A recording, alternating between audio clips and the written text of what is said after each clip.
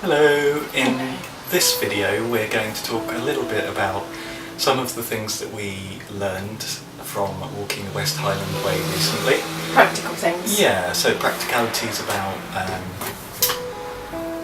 the equipment we took and things we might do differently next time, what worked well, what didn't work so well. Yeah, so we're just beginning. This is the first time that we've ever done this. Yeah. So we learned from watching other YouTube videos and from speaking to people in the outdoor industry, even people in the independent outdoor shops. They're really handy. I've been doing training to become a lowland leader, so I've met a few different international mountain leaders and been on different courses which are available to everybody.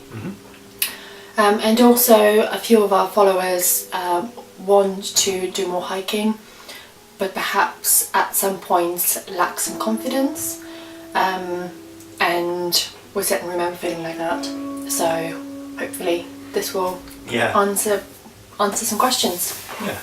So we've picked out a few items that we thought were worthy of mention for good or bad reasons, and we'll probably just talk quite openly and freely about some of the things we felt didn't work as well. So, without further ado, should we start with some items? Let's start with some items. Well, I'll start with the most the most vital item that we found. Something we were both quite impressed with, actually. So we have one of these each. It's called the Life Straw.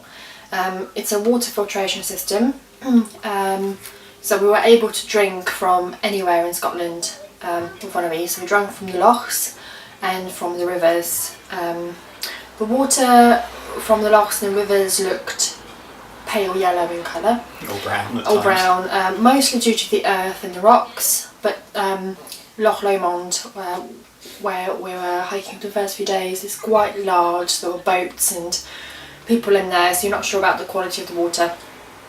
So the way that this worked is you can drink from any source of water directly, which I tried a couple of times and it was alright, but it was quite tricky. So what we found is having a cup or a bottle with a large enough lumen to put this inside works quite well. So pop it around your neck. This is where the mouthpiece is, and this is where the filter goes inside the dirty water, and you have to activate it before you go just by dipping it into water for 20 seconds and taking 5 deep socks in. It worked really well. You have to blow out the water, the dirty water, from time to time because it gets clogged up, but otherwise it was really handy and really easy to use. The cool thing about this was we kind of knew that this might be necessary, but so we had our camel packs, which are the hydration packs with the straws, and you put them through your backpack, and they're fantastic if you've got a clean water supply. So we had clean water from the last place we stayed before we set off walking, but of course that runs out, in a day or two, even if you've got like a 2 litre pack or whatever. Or in some cases, like in mine, your camel pack bursts. Exactly. Due to an overpacked rucksack, so mine burst. Yeah. And so I couldn't, even though I tried to mend it with gaffer tape, it didn't work. And we had such a good system with this water and boiling other water. In the end, even when we came to a tap, I didn't fill up my camel pack. We just carried on using this because it was really convenient. Yeah. Really good it means that you can carry only maybe a litre of water with you, which reduces the weight of how much you're carrying. There's other systems in place which we'd like to try out. Some of them hook onto packs, which is quite useful if you want to fill up the pack and drink from it. But to be honest, I think this is suitable for 100,000 it's something like uses, that. Something like that. So it's quite a while to go. 10,000 litres, that's right. The only thing they say with this is, you do have to be a bit careful of where you're drinking from. So obviously you don't want to be drinking from incredibly polluted sources where there's oil on the top or anything like that, because it won't filter out, man-made pollutants and radioactivity and all, the most extreme things you can think of. So you wouldn't want to drink from a sewage pipe from this just because you think it'll filter it out. You have to use a little bit of common sense. But and there were people walking the trail who didn't have any filters, and we just thought you could get away with drinking the lock water, but it'd probably give you a dodgy stomach or something. I mean, the rivers are probably okay, and the waterfalls are probably okay because it's Scotland, and it comes from the mountain and is not as populated as the south of England, but still, water filter. So that's good. Probably a good segue into that then is this, which is a military canteen and cup system. So I found out about this from another YouTuber, Joe Robinette, who used them quite a lot. I think some of the other guys do as well, sort of bushcrafters. So the thing I'd say about this is it's a heavy piece of kit. So it's stainless steel and it comes in 2 parts, like so. It was really useful for the walk. I knew it would be a bit heavy because obviously it's quite weighty and it's metal. I mean, it's fairly light holding it now. I'm not sure the exact weight. But I knew we weren't walking too far and I wanted to experiment with a few heavier bits of kit for this because it's great for camping and shorter walks and things like that. So this was useful. I used this as a dirty water holder and we'd fill that up from water sources and then we pour it into this potentially and then we put this over a little stove and boil it. So we would use boiled water for cooking and cups of tea and coffee and soup. Every night really, so this was our primary camping water cup, so that was really useful. You worked quite well. Yeah. We saw a couple who had a camping kettle with them and a wild camp. Yeah.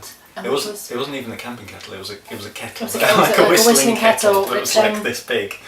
Which was, I mean, it just seemed a bulky, heavy thing to carry when actually we could do the same thing with just a cup. Now the other cool thing about this is it keeps things either really cool or really hot, which I discovered. So if you wanted cold water, you can just put this in and you put it inside this sleeve and for the rest of the day it would be cold. So that's great on hot days, and I think it would work the other way with this insulating jacket for hot things in the winter. So I will be taking this again, but I would perhaps think again if I was doing a longer trek. I wouldn't necessarily want to take this, you know, on a 300-mile hike or something, just because there might be a better way of doing it.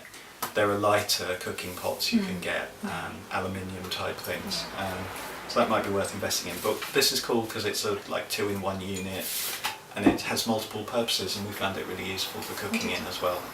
We had mess tins, but we used this to sort of actually boil most of the stuff in. The mess tins we used for boiling pasta, I think, didn't we? And eating out of. Yeah, they were used for eating out of. Yeah. So I guess this was really useful. This is a rubble sack, which we put inside of our rucksacks to keep all our clothes dry. Yeah. Because the rucksacks got completely. And that is like a fundamental camping / hiking thing. You know, use rubble sacks as your liners for your bags because they're really cheap. They're a bit thicker than ordinary bin bags. They're like for gathering rubble out of your garden or a building site or whatever. These aren't particularly great ones, but they kept our stuff dry. And bring some spares. Yeah, spares. Because I had a few things wrapped in them. You wanted to... I wanted to wrap my sleeping bag in because my sleeping bag got wet, and I didn't have one to wrap it in. And we didn't want to buy 25 on the road. So next up we had our camping stove, which is by Vango, which is one of, I think, was one of my favourite. Yeah, me too. Really useful. Really useful, yeah. Really light as well and really compact. So with this we did all of our cooking. And cups of tea. Yeah, so breakfast and dinner and a couple of times lunch. Yeah, so soups and bits and bobs, everything heated up, all our water boiled on this thing. So it just unfolds, quite small, cup sits on top, and then this end screws goes into the gas supply. Yeah, and we carry a couple of these at a time. Yeah. And we only got through one and a bit in the end anyway. We did, yeah. You could probably use it more efficiently, but sometimes when it was raining and stuff we just bumped up the gas to get the thing boiled more quickly so we can get some warm food in us. But yeah, no, we both really impressed by this because it was really super easy to use. It didn't burn the ground underneath it. Bye Jasmine. She's just sitting down by the camera. And yeah, just really good. And then it comes in this little waterproof case then, and you just carry a lighter in there. And then away you go really. It wasn't expensive. It wasn't really expensive. It was maybe £20 or £30. Yeah. And the gas canisters cost about £5 each, Yeah. and they last about a week, Yeah. just under a week. So We're cooking 2 meals a day. yeah, exactly. So if you consider that's all your kind of hot food and stuff, it's really, really useful and really good solution for what it is. Yeah, indeed. That takes us into food. Food, okay, yeah. So we both carried one of these dry sacks each. These are quite budget dry sacks by Lomo. We got them like 3 sizes for maybe £8. Yeah. They smelt a bit funny and stuff like the plastic. Just aired them out. They're okay. Yeah, they're out. They were waterproof. They were not mouse-proof, as I found out. What seemed to be mouse got in there. So always got some nuts, peanuts. Yeah. Always put your food bag in your bag wrapped up rather than just kind of put in a pocket. That was the difference. Mine was inside my plastic bag, inside my rucksack, all done up, whereas Nana's was kind of on the front. Yeah. So I think obviously this thing came and chewed through it at night. So we had a bag like this bag full to the top with food, and it weighed just under 2 kilograms each. So things we relied on were like packet of couscous costing 30p each. We had about 10 of those. Oatcakes, really good for lunch, don't have to heat up. We also had oats. Porridge for breakfast. So yeah, porridge for breakfast, which was really cheap as well. Most of his food is bought from like Aldi and Lidl. Yeah. So not necessarily stuff we'd normally eat, but we're really like filling and nutritious for what we needed. And quick as well. Light. That's why we took loads of packaging. They do like specialist meal costing £5-6 per meal, and it's heavy. And you think actually, you know, soup and pasta is all it took to feed us for 10 days. Yeah. Packeted soup as well, like a cup of soup or an Aldi version. Yeah, really tasty after a meal at night. If you don't want a cup of tea or whatever, you just good to keep warm. Yeah. And it's salty, so I know it's got a lot of salt, but if you're walking all day, you want to replace some with electrolytes. Yeah. Energy bars. Energy bars. We got through so many of these. We had to restock in shops along the way, but they were so tasty and so good. For energy and kind of just keeping you going, keeping you full during the day. Yeah. One thing which we can't show because they're finished, but they're really, really good, are glucose tablets brought from a pharmacy. So I can't remember what they were called. Dextro. So if you don't want to keep eating those, you can just take a couple of glucose tablets to get you up that hill, or get you home, or get you dry, and we just kept them in the front pockets where they're easily accessible, which was really, really useful. And they just taste like love hearts. So really nice. Love hearts as well, that will do. Dried pasta, that was another good staple, and with that we took a little block of Parmesan cheese that we could just shave stuff off into just to give it flavour. We took a little spray bottle with some olive oil in it and a little packet with some salt and pepper just to keep everything flavoured.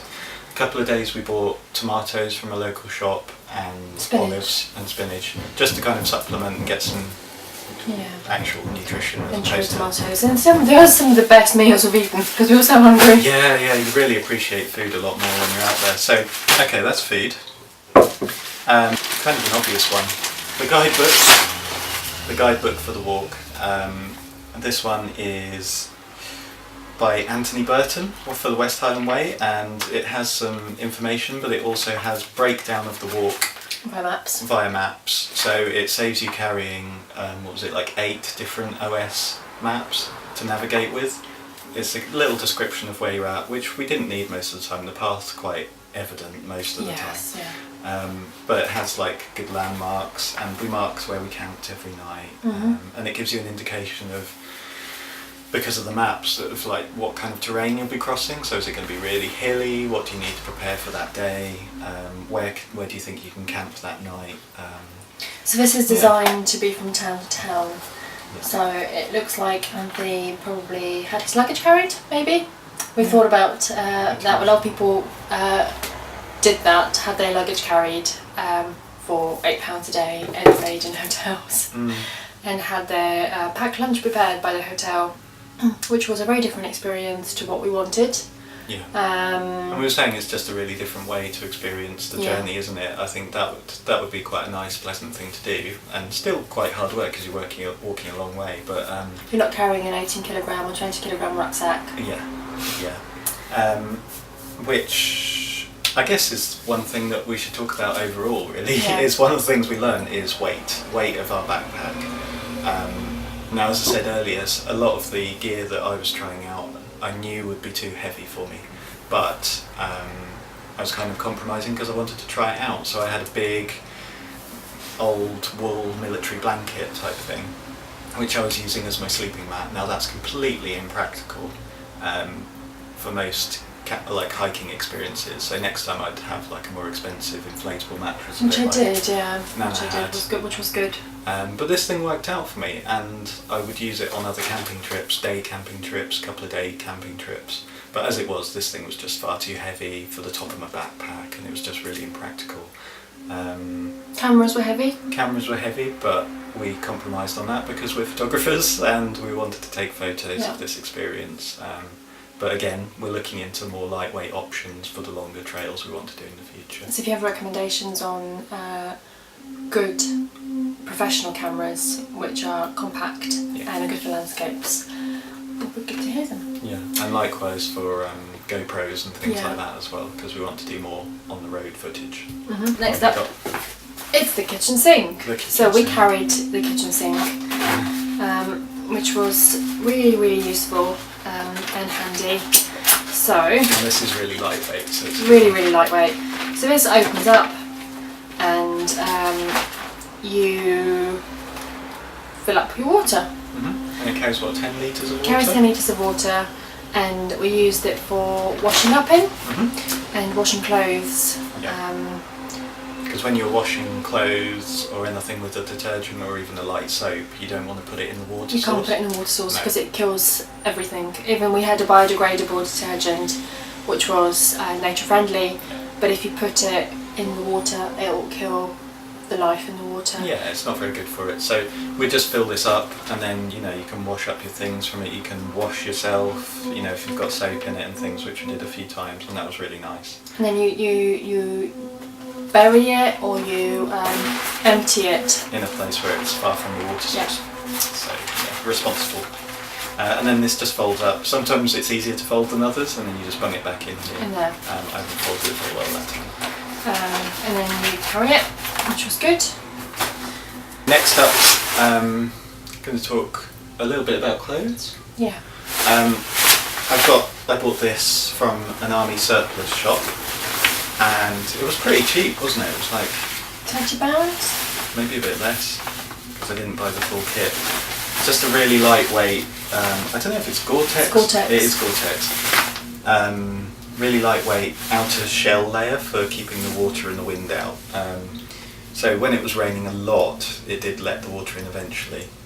But I was overall very impressed with this.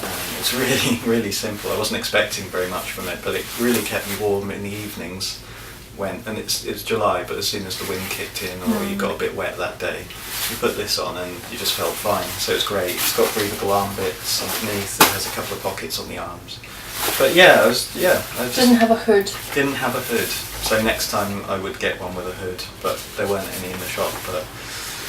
So as part of kind of a layering system, this would be really good.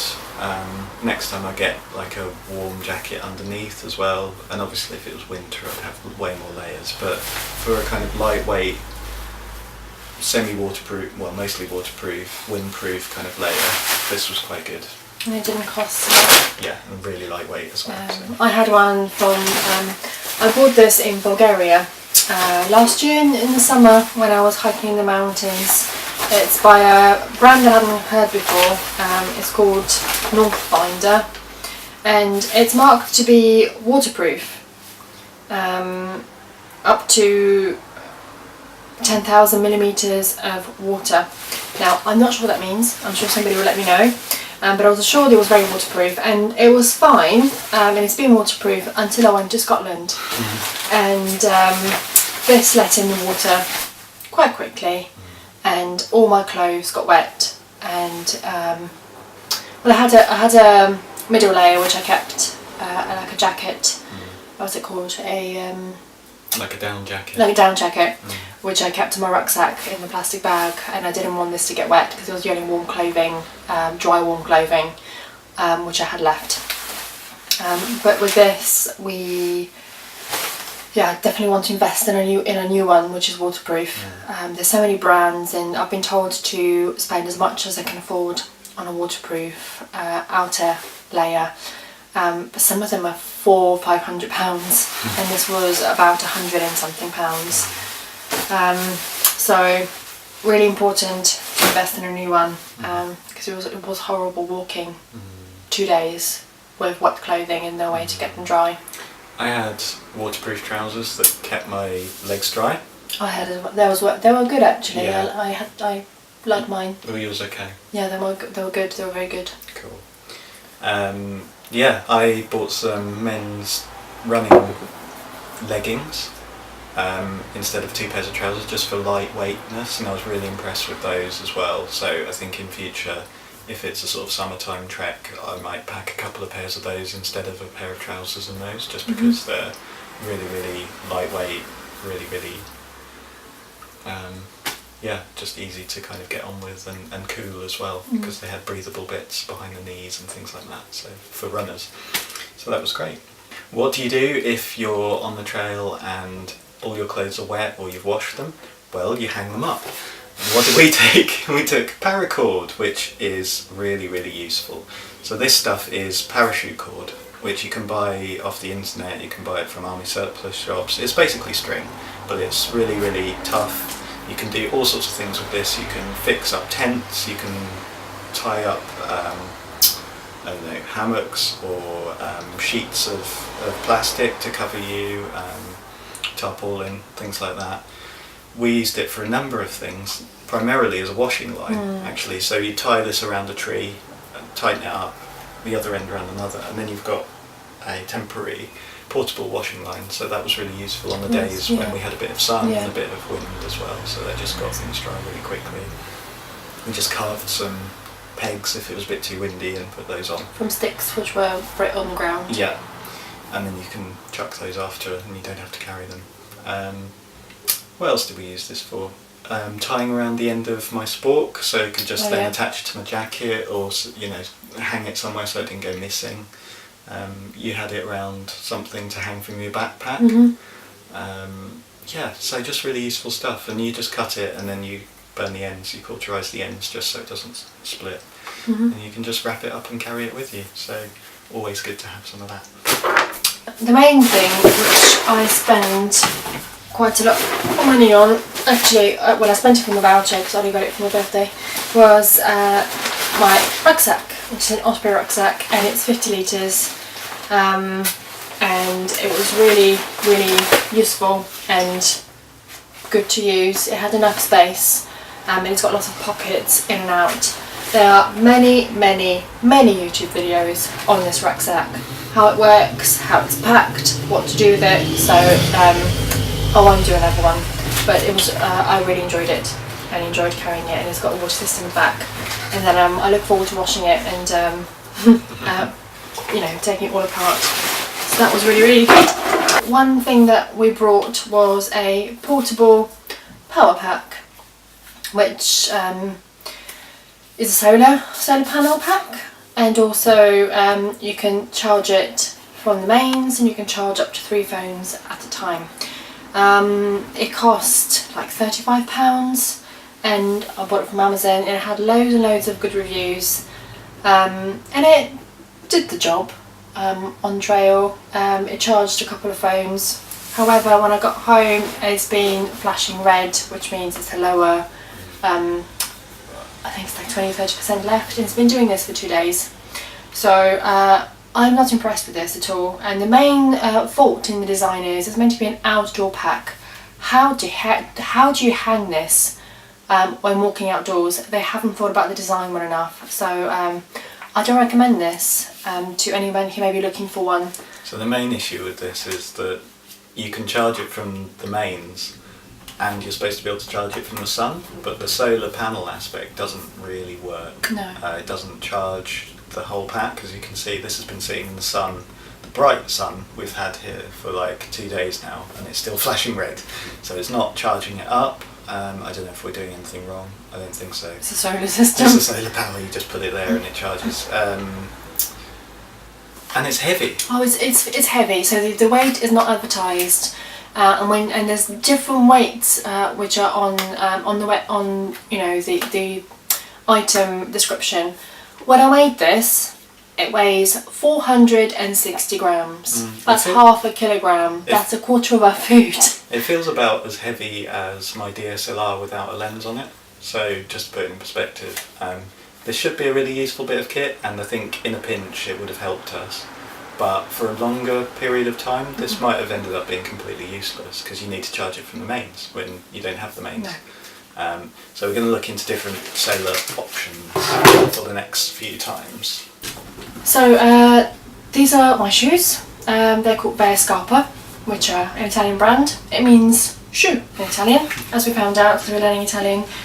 You had the same brand. Mine are leather. They're made from one whole piece of leather, and yours are Gore-Tex. My feet were completely dry the whole time. They're amazing. They need a bit of a clean, bit of loving care.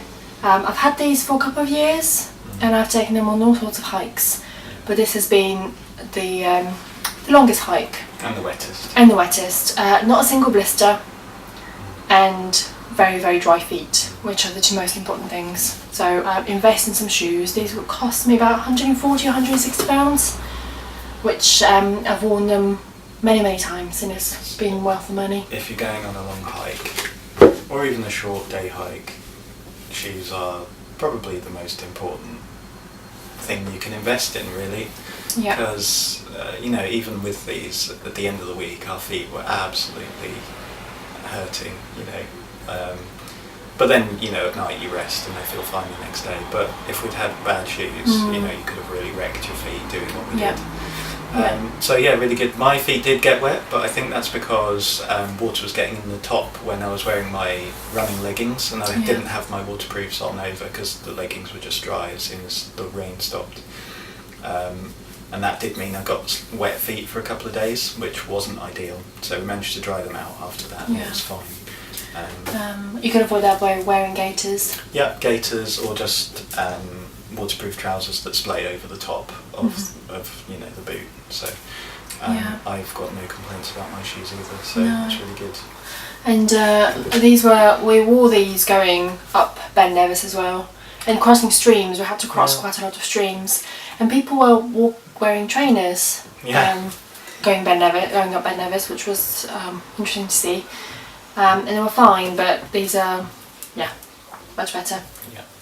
And the other thing, just to note, that I've just noticed is the tread on these. We've had them for a couple of years. They're hardly worn in at all, considering the mileage we've done in them. And I've worn mine to work sometimes as well, day to day, walking around the city and things like that. And the tread is just still all there. But they're meant to last about 10 years. Yeah. So that's pretty good. So I think that really concludes kind of the practical stuff, the practicalities. I'm sure there's loads more things that we learned and loads more things that we'll do differently next time. But that's a bit of a summary of the things that worked well and didn't work so well. There's a lot of useless stuff we took with us as well. Like what? I took my fire lighting kit, and it was just too wet to light any fires. You're looking forward to that? I was, and I will try again as well, but it was just so damp. And the wood that we were trying to light was just soaking wet, so that didn't work out. But otherwise, we just kind of gradually whittle down the gear that we use and kind of look for more lightweight options. The other classic is our tent, which is fairly lightweight, but we need a new one just because it's getting old and falling apart and leaking in places. And our sleeping bags were potentially quite big.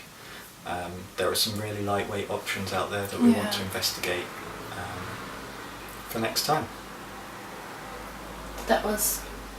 It's really the practical aspects from hiking. hopefully that was informative, and if you wanted to ask any questions or make any recommendations, please let us know. Yeah, leave a comment below or get in touch with the other options that we put up after the video. But thanks for watching. Thank you. And we'll see you next time. Bye.